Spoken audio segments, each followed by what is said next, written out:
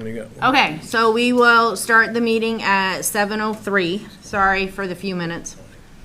And if we could have, I'm gonna call it to order, if my laptop doesn't die in the middle of this. And can we stand for the Pledge of Allegiance?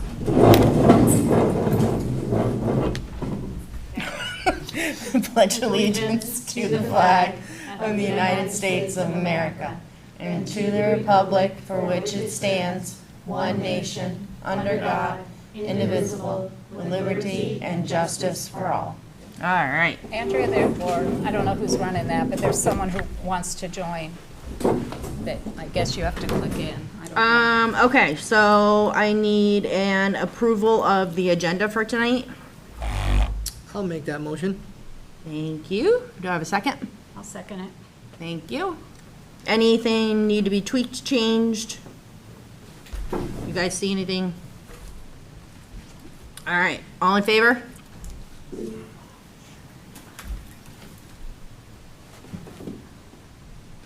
Okay, thank you. I do not have any public input or announcements. Are you guys good? Okay.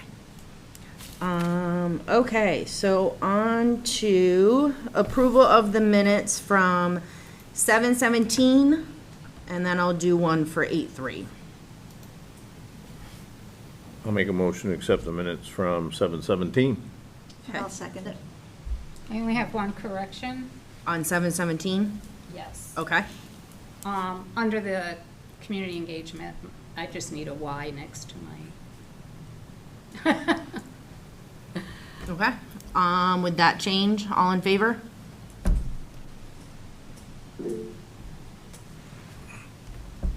Okay. Now I need an approval of the minutes from 8:3. I'll make that motion. I'll second. Any changes, discussion on that? Okay, all in favor? All right, thank you guys for like promptly raising your hands online.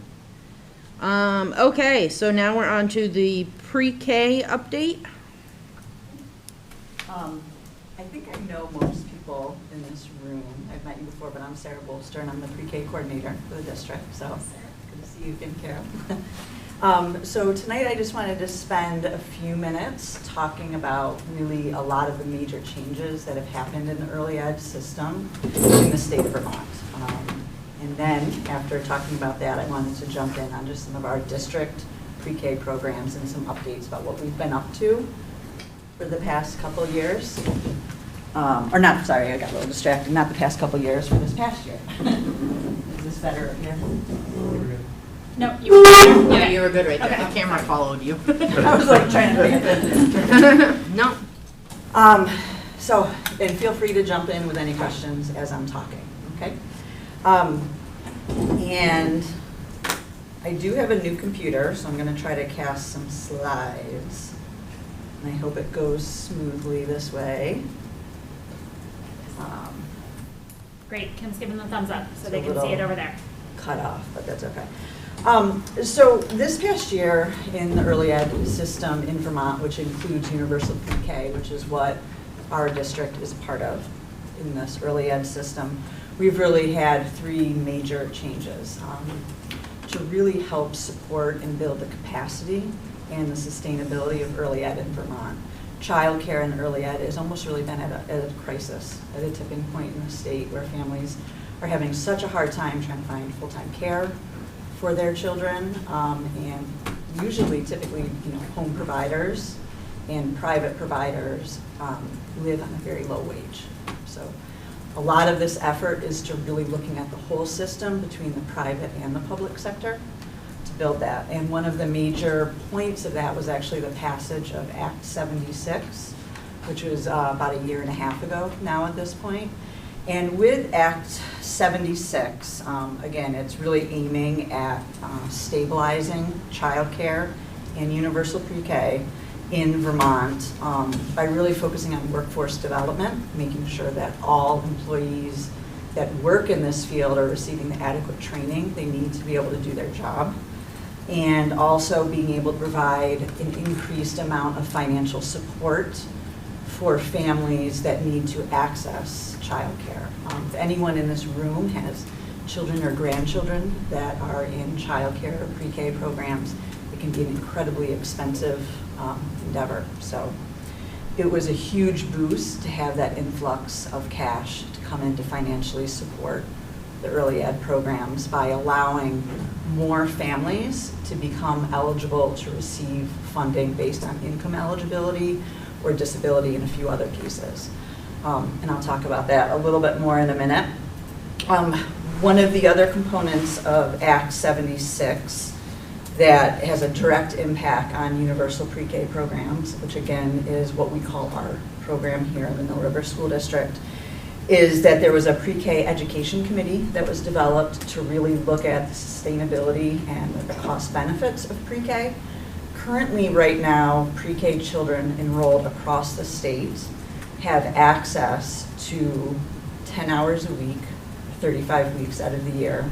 That's tuition paid through the Agency of Education.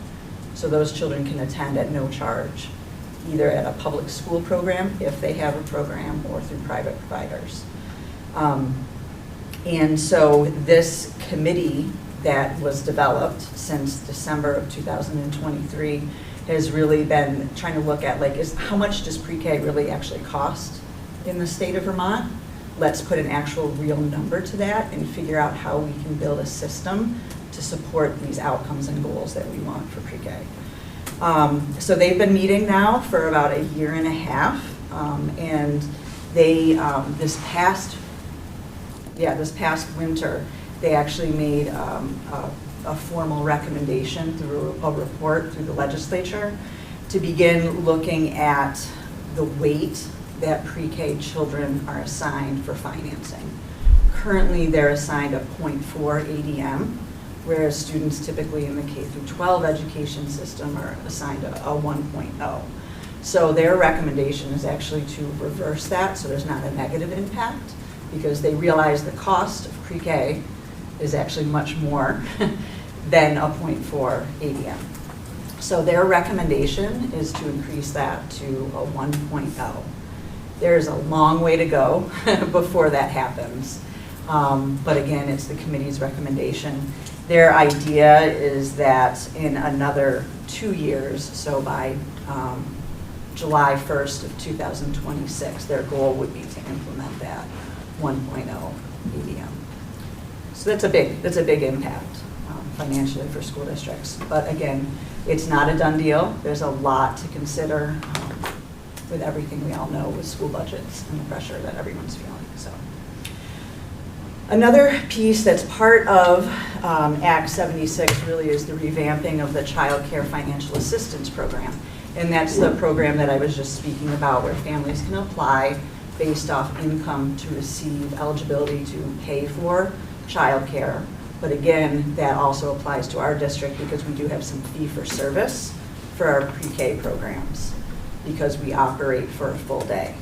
So families have an option of enrolling for a part-day program that's covered through the tuition of the AOE that we receive. And then if they are enrolled beyond those hours, they either pay a tuition for that, or if they qualify for the Child Care Financial Assistance Program, will receive payment actually through the Agency of Human Services for that. Amazing news, there really hasn't been a lot of increase to the income eligibility guidelines, but right now, as of the beginning of April, it's increased to 400% of the federal poverty level. So what that means is a family of four, working family of four, could have an annual income of like $124,000. It's huge, and they would receive some level of assistance to be able to enroll their children. So it's really what this system has needed for a long time. So that's a little bit about that. Currently, just to give you some stats. Kimberly, do you want to ask now? That's I wasn't sure. Do you want me to hold on to my question until the end? It's up to you, Kim. I'm fine. Well, it was about ABM, and it's just like my own not understanding of something. So before we move on, I was just curious, if it does, and I know you said it's a while away, but if it does change to a 1.0 ABM for pre-K, does that mean would there be no limit to the amount of children that can enroll per school? Is it like you have to say yes to every child that would enroll, there's not a cap? Right, I mean, that's a great question, and it's a complicated answer. Okay. Early childhood in the state of Vermont, and really like across the United States, it's a mixed delivery system. There's public providers, public schools, but the private sector has been a huge component of that. So I don't, and this is just speculation and opinion, on my part, but I don't believe that there would ever be a mandate that schools would be the only delivery system to deliver pre-K. So given that there's that fact and that childcare and pre-K, we have this whole other huge set of regulations from the Agency of Human Services, and we have to follow student-teacher ratios as well as classroom square feet ratios. So there's a potential that we would not have the physical space to be able to accommodate all the children if it was mandated as a requirement. So long story short, I don't think that the state, again, in my opinion, would mandate that public schools have to be the person that's providing that service. They'll want that mixed delivery. If that answered your question. Yes, thank you so much. I have a different question, but Yeah. along the same topic. With this push to go from 0.4 to 1.0, is there anything as an individual or as a board that we can do to say, hey, you should consider this? Should you strive to do this?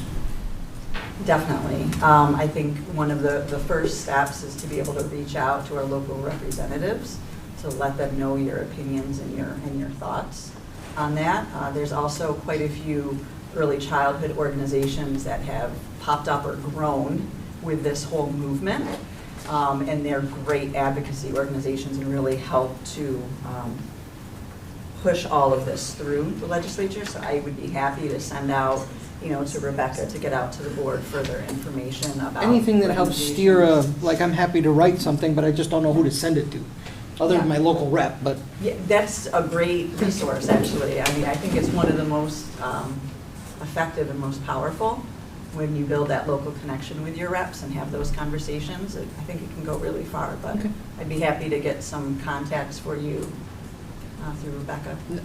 Don't want to overburden anything you're already doing, but I would take any guidance you have. Thanks. It's nice to hear that support for this. So just a couple facts about the Child Care Financial Assistance Program.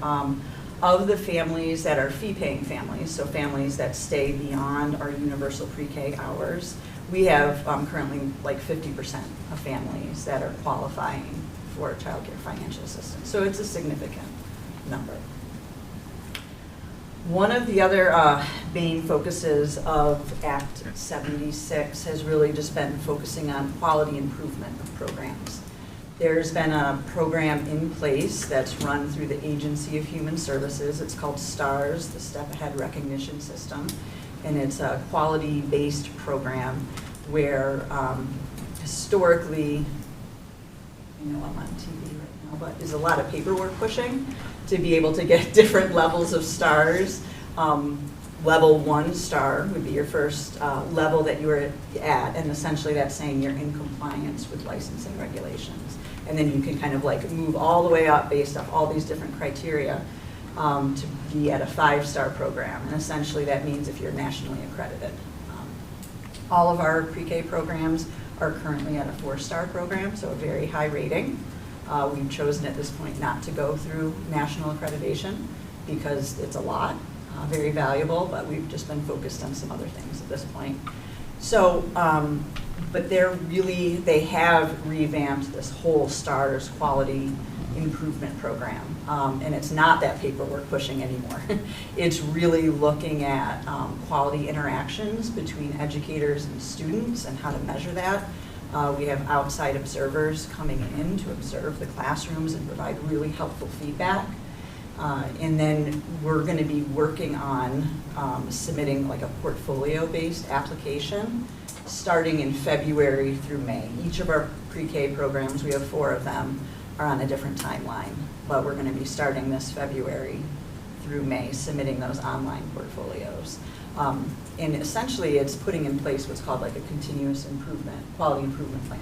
So we're always just looking and gauging what we're doing, how are we doing it, and how can we improve. So it's not going to be as static as it has been in the past. So we've been prepping for this. We're in a really great position. We have a coach through the state that has been working with us and has already started observations. We have an excellent group, a team pre-K teachers, and have gotten really great feedback on the work that they're doing. So I feel like we're ready to move forward. It's hard to say what level of star we're going to land at until we actually submit it this winter, but I can anticipate that we would be at a level 4. And so is that an annual recertification or? Thank goodness, no. It's every 3 years. Okay. But there will be an annual report that's due each year to check in and show your updated plan for continuous improvement. And this is a requirement to participate in through universal pre-K. So it's not an option, it's something, and it's a good thing to do. It's something that we want to do as well. Yeah. So that's a little bit about the STARS program. I'm not going to spend too much time, I know, on this, but the slide that I just pulled up really is just showing the 5 different STARS levels in the 3 different content areas that we're focusing on. The first one, which arguably, in my opinion, is the most important, which is the adult-child interactions. Also talking about family-youth engagement, and then responsive practices, which is really looking more at curriculum and the assessments that we do in the program.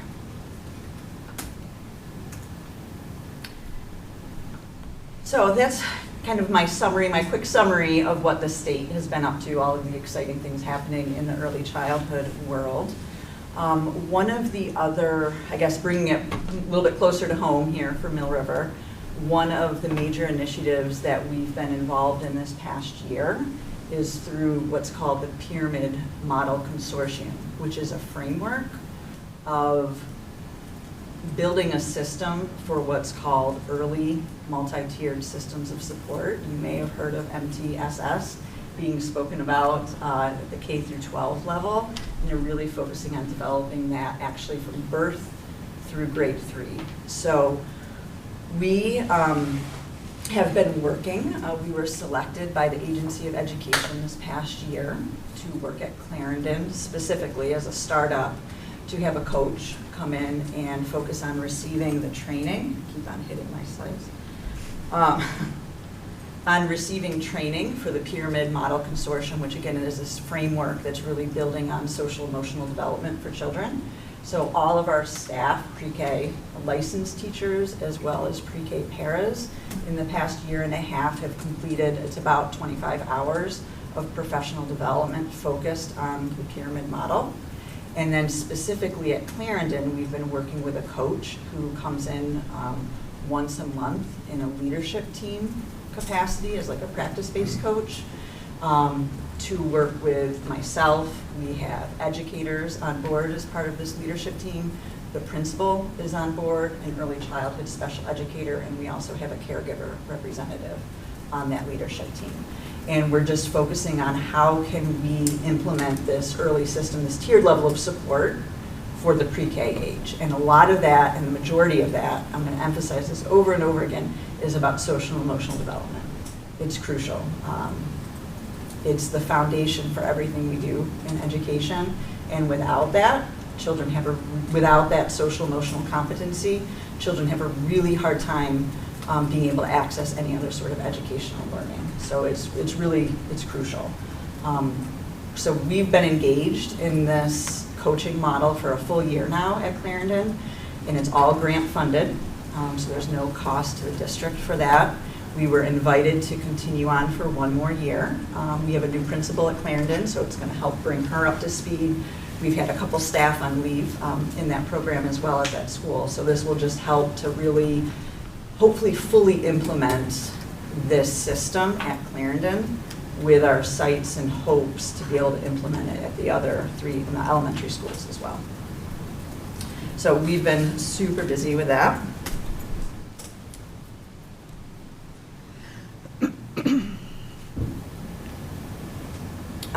And then wanted to talk quickly about our pre-K summer camp. Last summer was our first year that we offered a combined or consolidated pre-K summer camp during the summer. It was based out of Clarendon and is for 5 weeks. It kind of mirrors the after-school summer program that's at Clarendon. And so this is actually our second year that we've been operating it. So students currently enrolled in any of the four elementary schools were eligible to enroll. We served 15 students, again, limited by capacity. We could have served 35 or 40 if we had the staffing. There's that much of a demand for it. We were able to participate in the summer meals program, so all students were able to have breakfast and lunch, and it was also a really direct collaboration with Student Services and Coral Stone. So children on IEPs, if that was part of their IEP plan, were able to receive those services during the summer as well, which is so important to help prevent regression in the summer months. And this program is completely, funded through fee-for-service. So families are paying tuition to attend this program, and that covers the cost. But again, we do accept the Child Care Financial Assistance Program, and I think it's like 58% of our families were utilizing the financial assistance program to be able to do that. And then also the SPED budget helps to support it as well. This past year in May, something we've been doing now for a couple of years is we do a registration day at each of the elementary schools for new and incoming pre-K students. So we invite families in by an appointment where they visit, they meet all the staff in the program, the classroom teachers, they get to see the classroom space. It's really crucial to be able to start building these relationships like right out the bat before school starts. We process, all the registration paperwork, and then our nursing staff will do vision and hearing screenings. And we've gotten great feedback from families about how much they appreciate that opportunity to visit before their babies start in school for the first time, because it's a huge transition. It's a huge transition for families. So that's been really successful. And then just one of the last things, kind of like on a little bit of a high note, I wanted to talk about before taking any other questions. And again, through some grant funding that we received on October 28th, our full pre-K staff is actually heading to Killington for a conference through the Vermont chapter of the National Association for the Education of Young Children. So that's that national accreditation agency that I was speaking to you about. It's a phenomenal conference. There's going to be over 350 early childhood professionals from the state of Vermont, and it's right in our backyard. It's a conference over 2 days. There's over 35 workshops, keynote speakers, and it's just a great way for the staff to be able to network with other early childhood educators. That's probably one of the most important parts. And I just wanted to just mention quickly about what the conference is about, because this is personally just really important for me in the early childhood world. But this year, the conference is focusing really on embedding wellness for children and their caregivers in our practices. It's important to recognize, that we're all born with creativity and curiosity and really just this hunger to explore the world around us. And the big question for me, and I think a lot of educators, is how do we keep that as we become adults? How do we keep that fire, that curiosity, that want, that need, or that desire to explore the world around us? And then when you're an educator, how do you translate that then to working with young children? So this conference really is focused all about that. So I think it's a great opportunity. So that's everything I had tonight, but if you have any questions. Any questions for Sarah? Josh?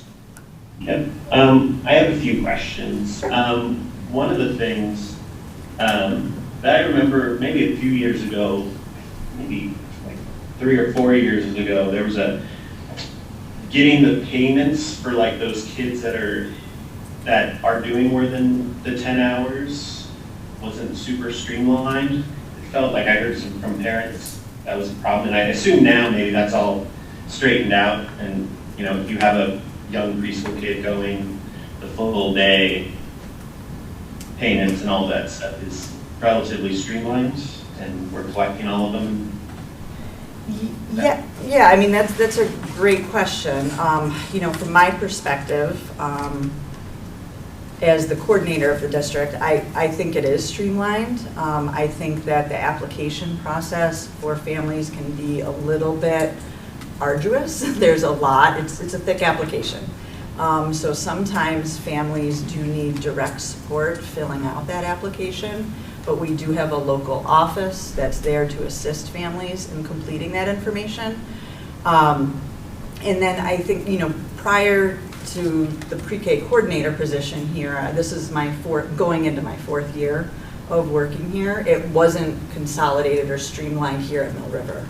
It was the teachers doing billing with parents and working with families on making sure they had the resource to be able to apply for child care financial assistance. And then once families do apply, you have to stay on top of that because eligibility certificates expire, and you have to submit attendance to the state.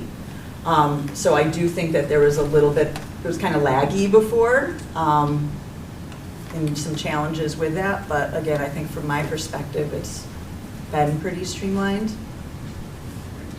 Then another question that I had was for the summer camp, because it is fee for service, was it literally there just wasn't enough qualified people wanting the job to support those other kids? Right. So with pre-K, we have to go through a process where we have to license the spaces where pre-K children are going to be, whether it's in a classroom or whether it's the library that they're going to use for story time. So that's through the Agency of Human Services. Even if you're a public school, you have to go that route. So part of it is a space issue where you definitely would have to license additional spaces, and there's really, it's like 100 pages of additional requirements that need to be met. So there's that issue.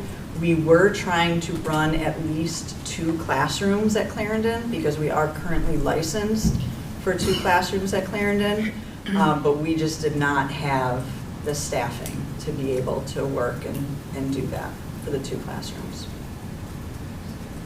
And then the last question that I had was for the MTSS, for the professional development.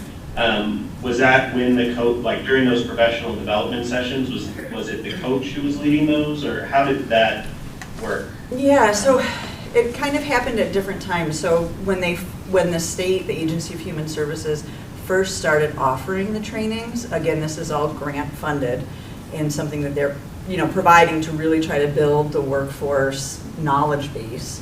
They did like an online course in the evening where we had quite a few of our licensed teachers just on their own was like, this is amazing, I am signing up and I am taking this, like this is what we've needed.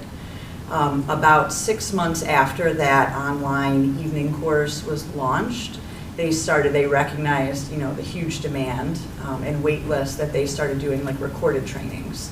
So those recorded trainings made it much easier for our pre-K paras to be able to access, and then I was able to embed that during our in-service or half-day early release days.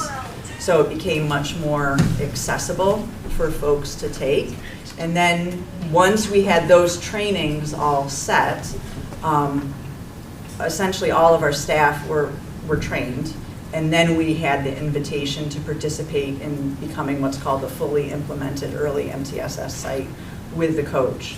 If programs started participating in the early MTSS coaching without the training, then they would work with that school to get them up to speed. But we started off, like our staff was, they were right there, they had it. It was great. So Sarah, you mentioned that the availability of a full-day program, part, I assume, part preschool, part childcare. Is that every day? And is it, there used to be a breakdown of 3-year-olds and 4-year-olds, how is that all? Yeah. Is it pretty much the same, or is it changed? It's pretty consistent across our 4 schools. The way that Mill River has it set up, and this is how it was set up when I stepped into the position, is that when children are 3 years of age or their first year of pre-K, they can access programming Monday through Friday from 8 until 12:30 at no cost. And then if you're a pre-K 4 or your second year of pre-K, they can enroll Monday through Friday from 8 to 3 at no cost. All of our programs operate beyond the school day because we recognize the need for programming for families, working families, or other situations. So as an example, like Wallingford, they're open from 7 until 5:15.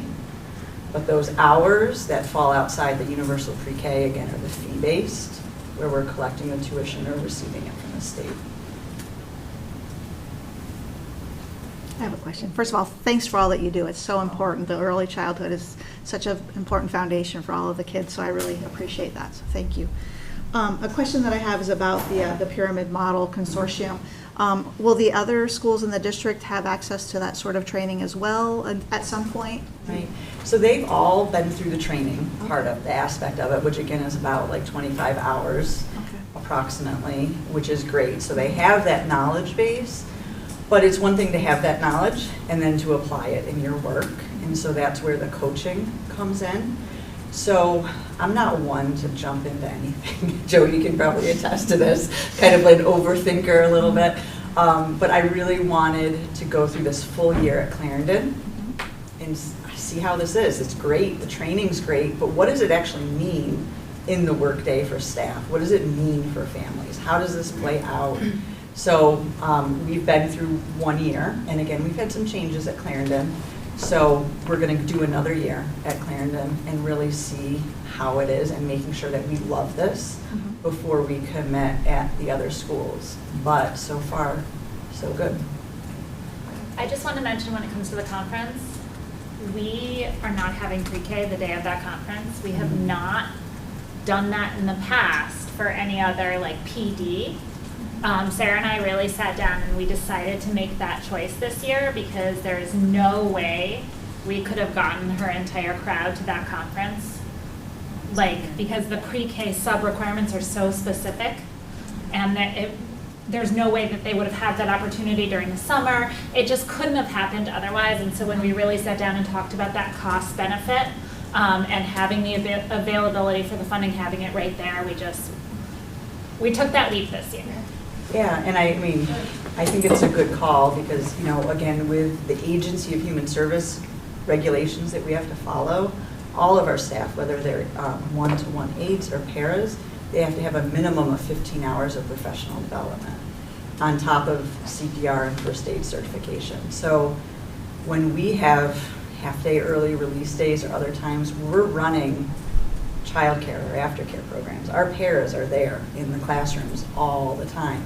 So for them, again, to access at least that mandatory 15 hours of professional development a year, we really do have to be creative to meet the needs of families as well as the professional development needs. So I think this is a great solution, and any of the feedback that we've gotten from folks is they're all about it. They're completely supportive of it.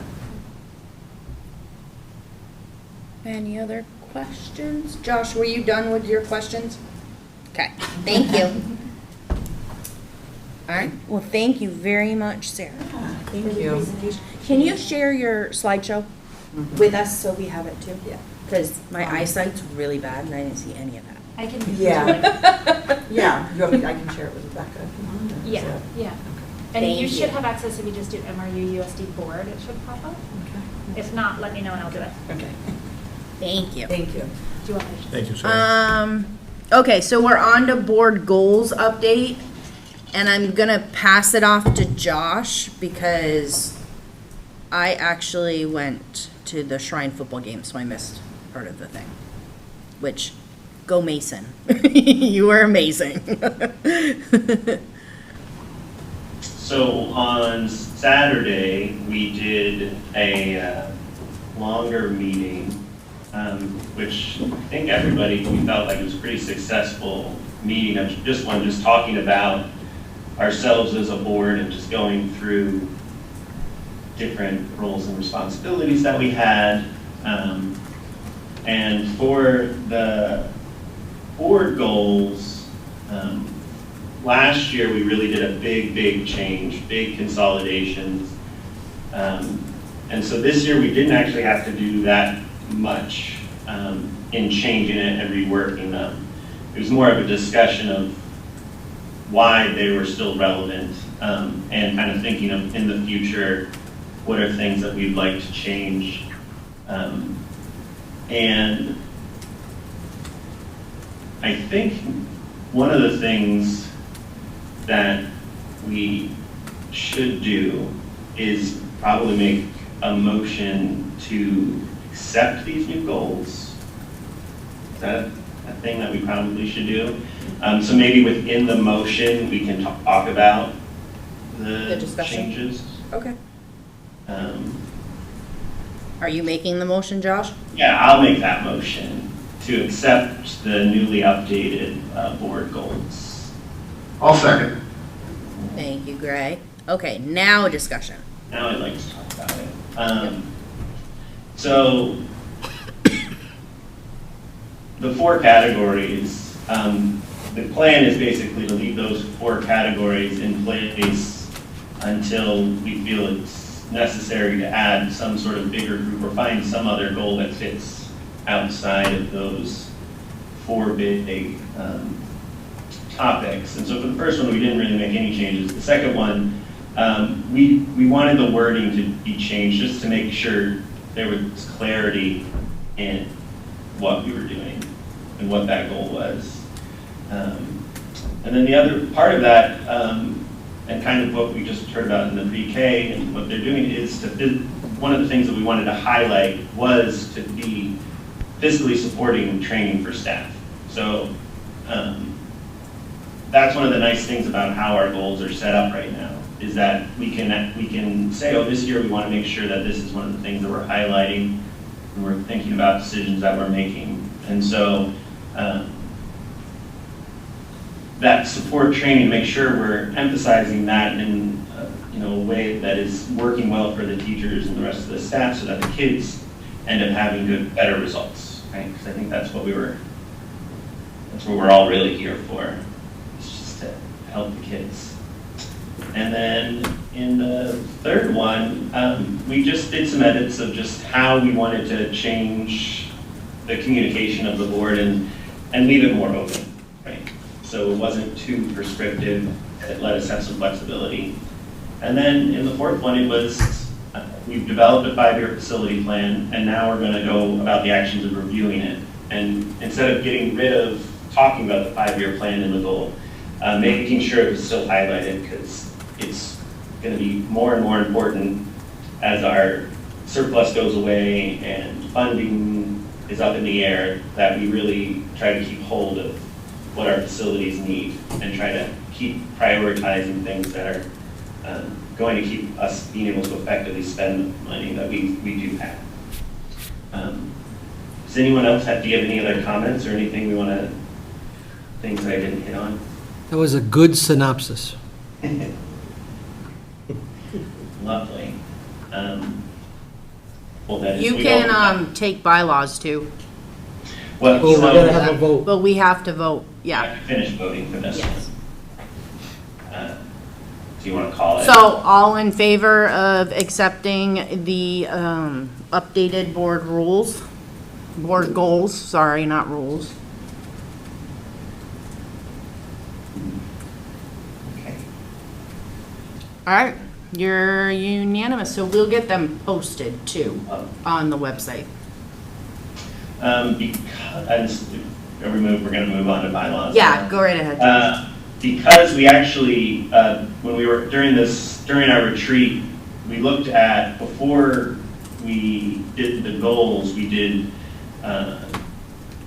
basically the role of what school boards are supposed to do. And that and the goals ended up taking up a big chunk of the time. And so we actually didn't do any changes or even really talk about the bylaws. And I think we're going to plan to make another time, either probably most likely in a full board meeting. I don't know if we didn't really talk about our plan, did we?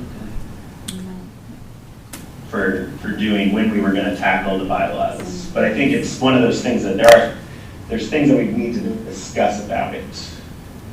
We can definitely on agenda building talk about what we want to do with those. How we want That's to do the it. bylaw. All right. Thank you, Josh. So next is teacher master agreement ratification, and I don't have any notes on this. Do you? Who has? So, I have bid notes. here is what I know.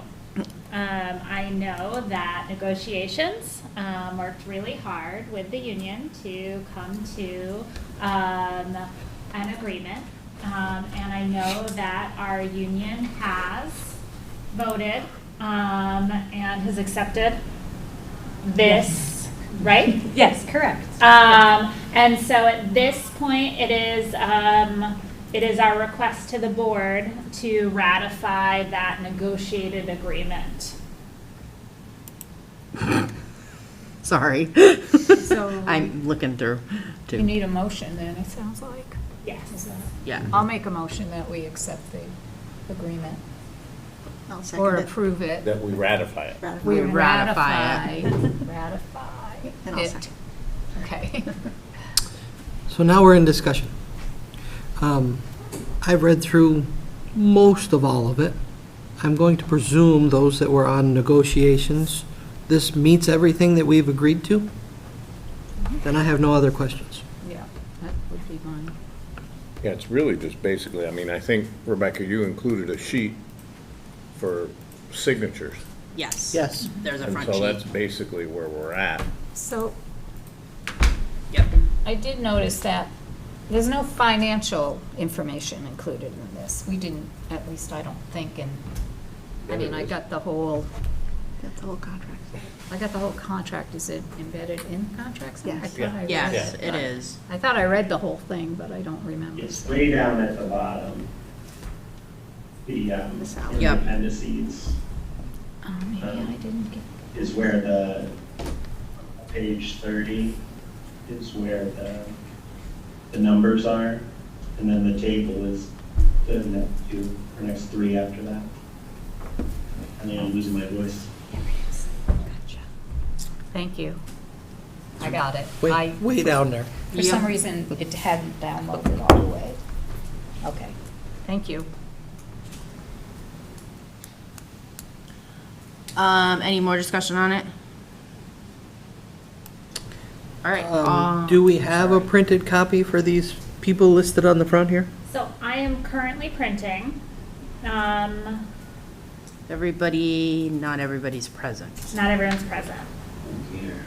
So can we, So I do believe that we can ratify it in board notes, and then we can work to gather enough signatures Yep. Throughout the Because coming we weeks. need theirs too, right? There's no Yeah, space. because when not everybody on the teacher unit is, may I ask, are you comfortable with us, should the board choose to ratify tonight, are you comfortable with us working on the signatures as we can get everyone present? Yeah. If we hold it with Rebecca? Yes. Okay, so. okay, Are you perfect. guys comfortable with that? That answers my question. Okay, great. All right, so I guess, to vote, all in favor of the Mill River teacher unit ratification? Geez, Sarah and Gray are like quick with their hands. All right, thank you, everybody. And we'll work on signatures. getting them, because we have a few that we'll need to get.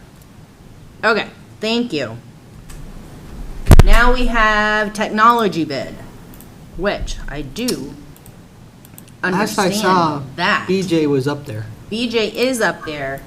If I Yeah, I'm Totally. up here, but I am fighting something, so I'm keeping the camera off. And Okay, so. Don't breathe on us. Just, BJ, like, let me know if I'm wrong, because I do have guidance on that. So, in front of us is the bid for interactive TV. It's 75-inch interactive TV with stands. Who did we purchase from last year? Do you remember? Normally, we purchase from a company called Second Gear.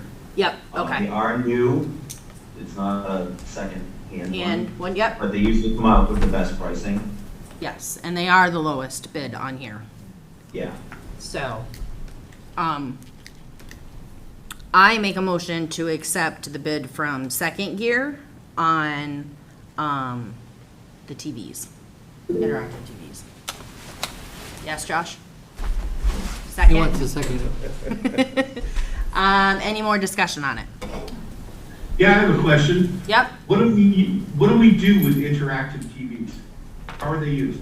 in the classrooms or at meetings, they are for, If you went Do you want me to to, answer it? yeah, go ahead. I don't want you to talk any more than, I don't want you to get any more sick. I'm fine. I'm just trying to stay awake.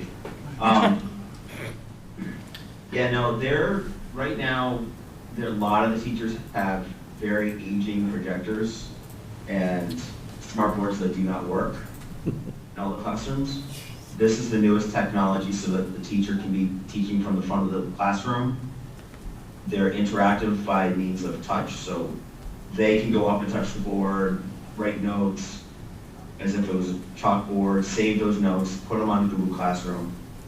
I would assume the elementary school teachers have a lot of the students going up and doing stuff. That's a common way of using it. This is part of basically a replacement plan to try and keep classroom technology up to date. So it is in the budget to get new ones each year and slowly replace out all the old projectors and systems that are in each classrooms. This is the last year for the interactive boards and the Chromebooks that I can use ESSER money. So that's what these are coming from, these two proposals. Yep. Clarify that for me if you don't mind. The ESSER money, what does that mean? That's the federal what- grant COVID money. Yes. Okay, so this is not coming from the taxpayers in the town? No, this is strictly from the ESSER funds Okay. and has been for the last Great, couple of thank years. you. And Yeah. the shorthand is blackboards were replaced by whiteboards, which were replaced by projectors, which are now smart TVs. So it's basically the blackboard of Gen Alpha. Josh, do you have your hand up? Yeah. Okay. Yeah, I just want to know how they're getting divided up. Yep, That was my question. my question too. I had a little bit more than I normally planned. What I have for my cycle is that every year I buy one for each elementary school. So there's one going to each elementary school. And I have, I think, at least two going to the high school. With this grant, I was able to get 10 of them. So I might actually add a few more to the high school. And I will look at where the elementary schools are too. So I have two extras that I can put in and find a home for. And there are many teachers itching to get them. I have a follow-up. Okay. Are they portable? Yeah, they're on wheels. Wheel Yeah, stands. one of the things I worked with Tim on the maintenance crew, and we came to the realization that trying to mount these TVs up on the walls with the various wall conditions and just time that people have to do that work, we decided it was better to buy mobile carts. I encourage you to take a look at, most of the middle school right now has them. So Okay, thank you. you can check those out. Thank you. Josh? So when we've gone to Tinmouth, so like that is like when we've seen those presentations for the past 2 years, they've been on those screens. Yep. And some of the other elementary schools, so we've seen them. And just, my daughter has been in the classroom in Tinmouth that has had it since they brought in, and they do all sorts, it's very impressive, all the stuff that they do on it, and how much they get out of it, how much weight, it's way better than Blackboard. So that's really super great. It's homework for them. All right. So all in did we have we had a second. We were in discussion. All in favor of accepting the second year bid? All right, you're good. So the next bid BJ has is for touchscreen. No, student Chromebooks. Oh, yeah. There you- that's yeah. student Chromebook. Student Chromebooks, which is on our replacement cycle, which is Yeah. ESSER funds. We have, No, go ahead, Beach. no, we're not in discussion yet. Oh, never mind. Okay, so I make a motion to accept the connection bid, which is the second one on there. He recommended. Is that the one he recommended, Andrea? No, I recommended WCA. Wally Computer Oh, yeah. Associates. So I make a motion for that one. Do I have a second? And then we got to go in discussion. You mean the WCA? No, the connection.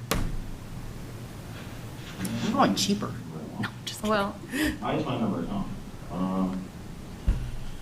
It's the second bid. one second.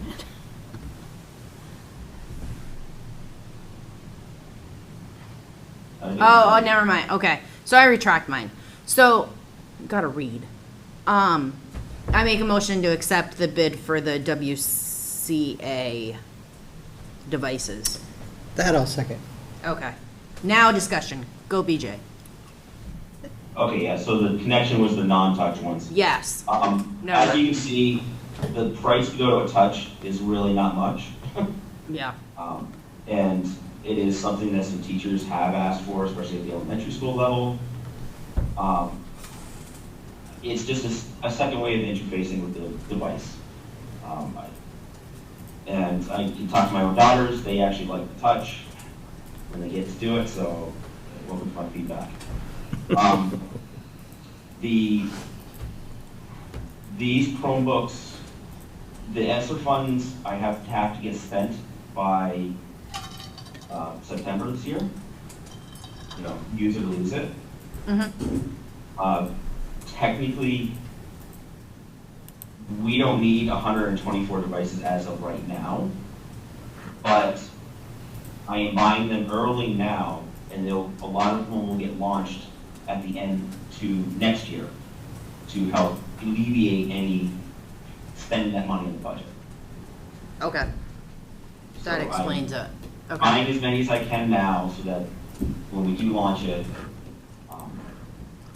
We don't it's not, get stressed. we're not putting all that money into the budget.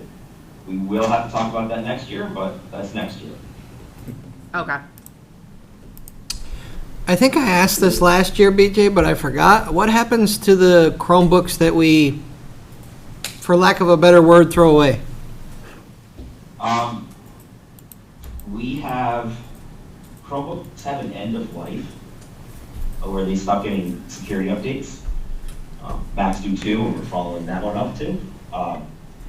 And essentially, this is probably the first year that we've actually had some extras that are not at end of life. that we can kind of use up. I was going to contact second year, probably the end of next year, once if we have a substantial number of ones that are not end of life, but have spent 4 years in our system, and hopefully get some money from that with like a little bit of buyback. I don't think it's going to be much. Gotcha. What I will say is that, especially at the high school, these devices get opened and closed and moved between classrooms. And we're talking about a device that's $240. It gets That's you, been last 4 years in that environment you beat me to it. is pretty well, and I'm actually impressed when I get them as a senior. If they're worn out, that means they've been used. So that's another thing. So that's, if they're all pristine, that means we got something else that we're not using them to their fullest. I think Josh has a question. Josh, or do you?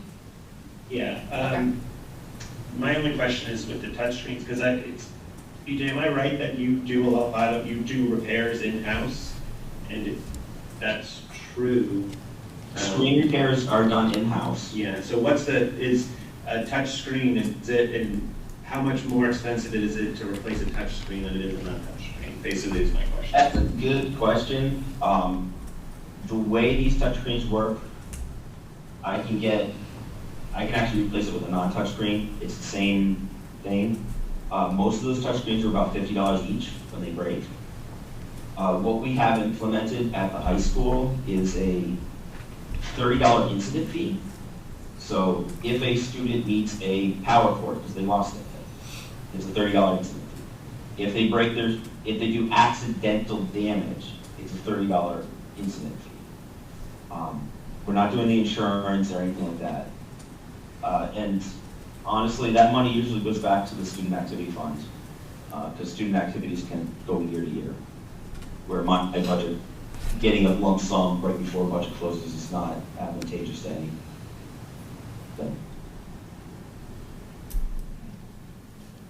All right. All in favor of the WCA?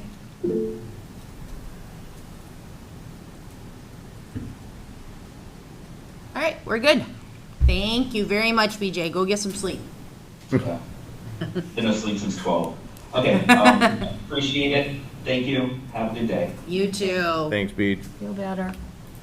Okay, so foundations bid update. I'm hearing is Stan and Jody. Stan, yes. So this is just an update on the work that has been going on over at Foundations. He's coming. Is he walking? Backup's coming. The basic summary, and then I'll let Stan do the more intelligent work, is that it's not going to be done in time for the fiscal year. The Foundations project building, originally, we had gone to you back, I think in March, to use 2024 budget surplus funds that we knew we had from the special ed budget. So that money was transferred over to cover that project, but the project obviously has to get done by June 30th to take advantage of those funds. Due to weather, due to an injury that the contractor suffered at the start that set him back, he did not finish the project by June 30th. He just finished it last week. So I don't have the exact number, but it's around $8,000 something was the final piece of the contract that we owed. That money cannot be used, obviously, in FY24 because the work was done after. So we're, I guess, requesting the board, or that currently we don't know if we can find the money in the budget because we haven't started the school year, basically. So we are asking to use the building fund to pay for the remaining $8,000 some odd dollars that is out there remaining to be paid on the project. Is it in the building fund? Correct. Yes, we have that money in the building fund. Yes. So was any of the work done by June 30th? Yes, And that got paid out? that got paid money? out in installments, so, 25, 50, and then I think we had paid 75% of the project by June 30th. Okay, so this is 25%. Remaining 25% Yes. that needs to get paid. And can you refresh my mind, what was done over there? The siding and the roof. And there was also some heat ventilator units that were, I think that were That installed era. also, yeah.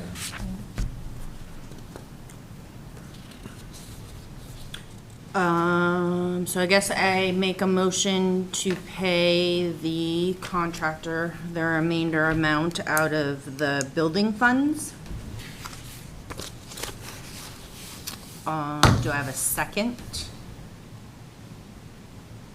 Sure. I'll second it. All right, I got 3 of them. Woohoo! Any more discussion? Any more questions? Do we have a timeline now that says it will be completed by, The project done. was finished by the end of last week, ah, so it is finished. so it's officially completed, it's just an outstanding payment? Yes. Got it.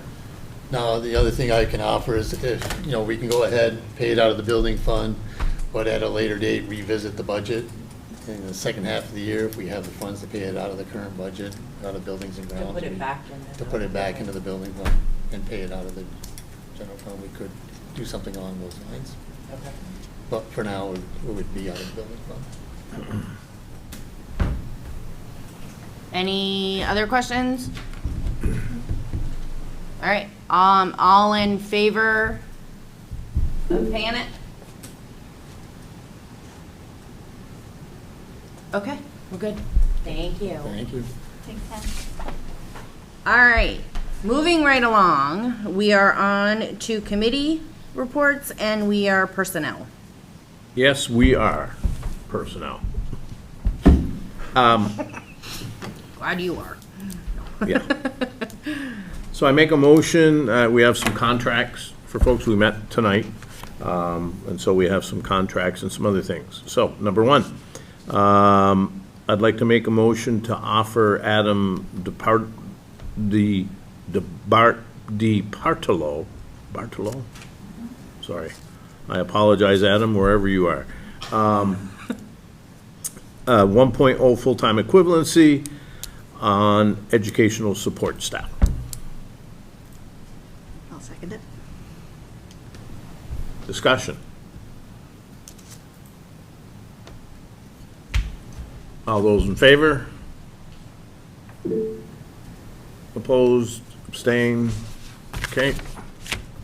Next is a contract for Tabitha Loso, 1.0 full-time equivalency as a long-term sub in special education, and I would make that a motion.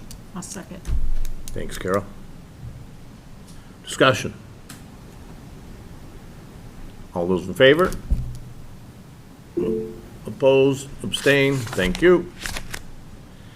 Next, I'd make a motion to offer a contract to Kayla Boudry, 1.0 full-time equivalency, educational support staff.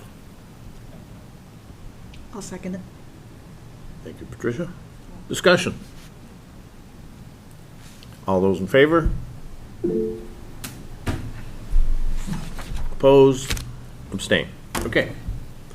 Next is a letter of resignation from Emily Ann Lamica, who is resigning from her position as a special education para for the Mill River Unified Union School District.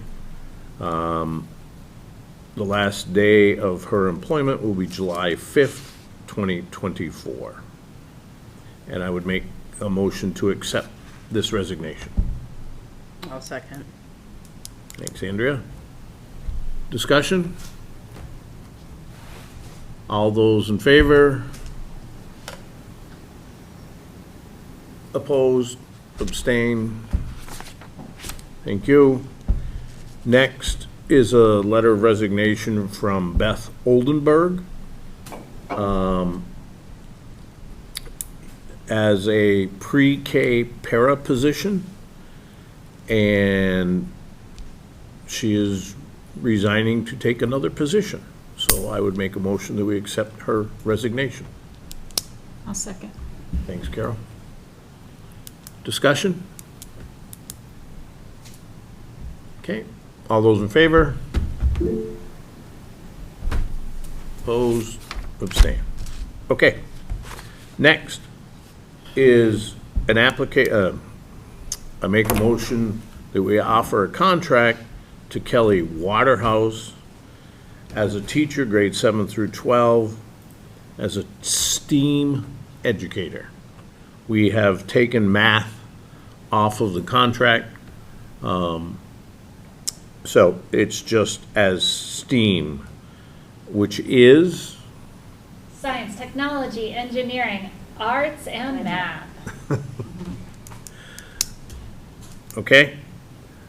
So I make that a motion to offer her a contract 1.0 full-time equivalency. I'll second that. Okay, thank you. Discussion? I think, Lenny, my only discussion, and we discussed it at personnel, is that I Yeah. don't really have a clear idea of what that position is going to be, so it'd be helpful maybe if Sean came at some point, just to, I don't know if he's on, I don't think so, but No. to just talk about, it sounds like it's part of a whole program, and I'd be Right. curious to hear more about it. Not critically curious, just I'm interested in Yeah. hearing what the idea is, so. Any other discussion? And Jody, can you set it up with Sean so that he could give us a little bit better, maybe at the next meeting, just in terms of what STEAM entails? Yes, would you like him to come to the full board or personnel? We won't have a personnel meeting, so, Well, I'm not on personnel, so I'd like full board. yeah, full board. Full board at the next meeting? Yeah, Okay. And you'd like a just a synopsis of, synopsis of, would you like it to be about these two positions? The two Yes. all ed positions together and how that's gonna work? yeah. Okay. You okay with that, Carol? Yeah, that sounds great. Just, you know, because they're kind of a match. I think it would only make sense if you had both sides of the whole. Well, and that's, we were talking about the licensure piece earlier, just to make sure that we're covering our bases in Yeah. terms of being able to offer credit, particularly at the high school level. Sure thing. Any other discussion? Okay, seeing none. All those in favor? Opposed? Abstain. Andrea, you abstaining? Oh, yeah, sorry. And I am too. Okay. That would be it from me.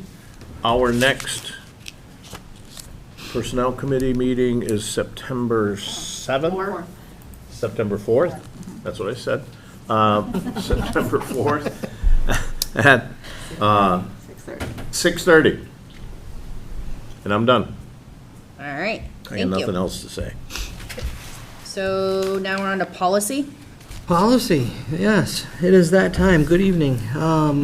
I will bring to you three for a second reading, and I'm going to lump them unless people feel otherwise, all because they're second reads. So I will make a motion that we adopt for a second reading A8, which is board education, A9, which is board goal setting and evaluation, B15, which is bonus payments to staff, for a second read.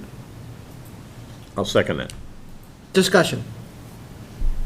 Were there changes to these, or was it just the numbering? I know some of them. Number reorganization. Okay. We did make a small edit to board goal setting because some of the language that was in there did not match our current practice. Okay, thank you. Seeing none further discussion, all those in favor?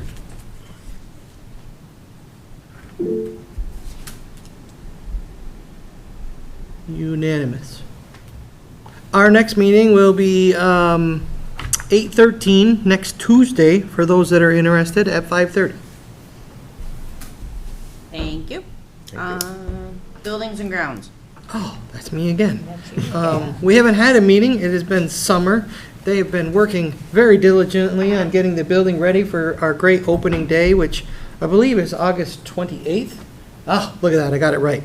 Our meeting, our very first meeting, following the summer will be August 26th. So right on the cusp of joining the back-to-school year, which will be at 5 p.m. Thank you. Back to you, I'll try again.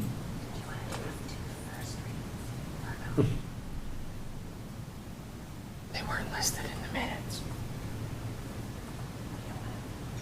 They're in the, sorry, they were in the board meeting materials, Yeah, but they weren't in the but minutes. they were in the minutes, got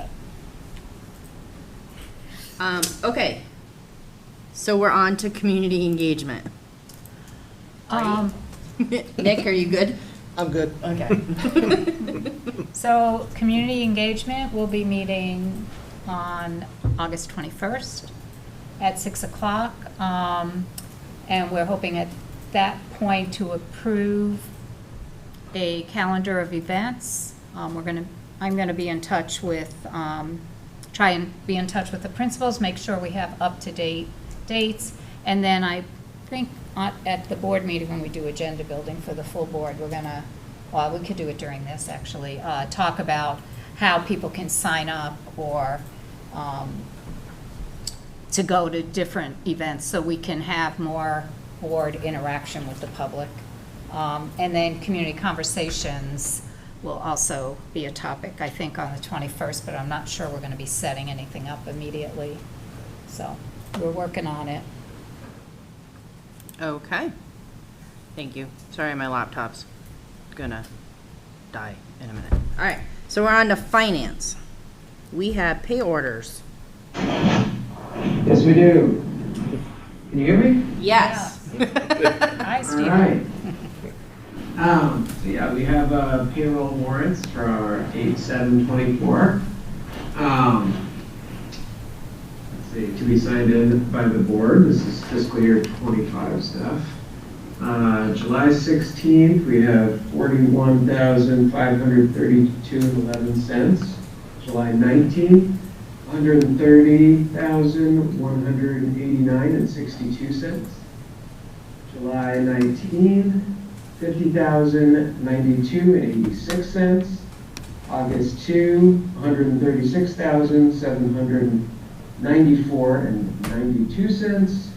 And August 2, $69,549.50 for a total of $428,159.01.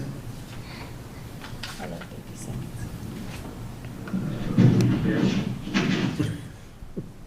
I'll move on to accounts payable.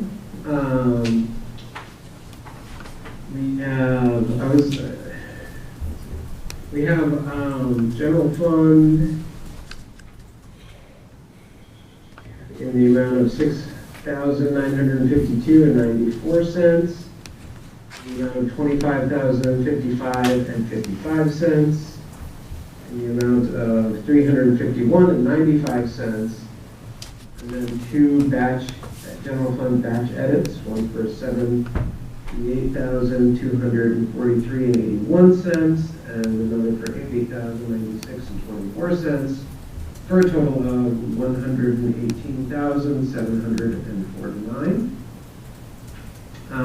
For student activities, we've got $15.97.37 from Mill River, $323.06 from Clarendon, and none for Shrewsbury, Tinmouth, or Wallingford, for a total of $19.20.43. And then we have some more batch edits as well here. In the amount of $119,814.41, $8,347.63, $396.31, $12,047.26, and $2,426.81 for a total of $143,032.42. We're trying to think of that's. I make a motion for the board to approve as read it into the record. There goes. I'll make that motion. Or I'll second it. Second. You made the motion. Any questions, discussion on it? Karen's pretty thorough about sending everything out to us with all the prints and everything. Okay. All in favor? All right. Thank you very much, Stephen. When's your next meeting? Hold on a second. Excellent. All right, I have my headset torn out of my ear right now. 14th. Next meeting is the 14th. At what time? At 5 p.m. Perfect. And we'll be talking about, this is kind of a pre-budget season meeting a little bit. We'll be talking about kind of preparing for the budget season calendar, and we'll talk a lot about how we can interact with the community engagement team and with the board on basically helping us communicate the budget process and decisions and creating pathways of communication with the public. Yeah, we all feel that way. Budget cycle, yeah. All right. Thank you. Okay, so transact any other legal business? Do we have anything else? Okay, agenda building. Do we want for next staff, I'm at the wrong job. Next meeting to put like bylaws on there and work it in? I don't, off the top of my head, know what's on our schedule. I vote would be, put it on there tentatively. You want it? It feels like it's gonna be a heavier, if there's other stuff that Brian needs to be bringing to us. Okay, because I can communicate with Brian when he gets back and find out exactly, but tell him that we would like to put Sean and the bylaws on the next agenda. And if Sean can't make it, the next, just at some point, it would be. Well, we'll catch him before school starts. So can we call that for agenda building, high school alternative program Yeah. information? Yes. Great. Okay, and then I'll work out with what other stuff we have on the calendar. I don't remember. No, that's not. I think it's just cleanup and stuff like Yeah, that, so. I- All right, I'll get with Brian. Do we need an executive session or anybody? I don't have any reason. Nick, did you want to put first reads of E6 and B10 on? Please. Oh, So yes. for agenda building, for committee Policy. policy, first read E6, B10? Okay. 6, 10. Okay, and Our next meeting is 2 weeks from now? yes, we're It's back not- on It's schedule. not on the board calendar.